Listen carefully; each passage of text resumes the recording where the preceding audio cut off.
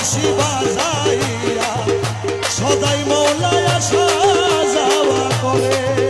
হায়রে আমার বাড়ির উপর দিয়া মোহন বাঁশি বাজাইয়া সদাই বন্ধু আসা যাওয়া করে।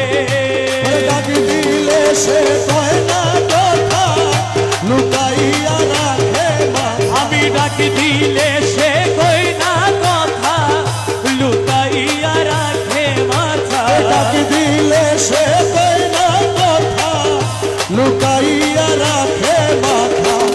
আমার স্বরে শব্দ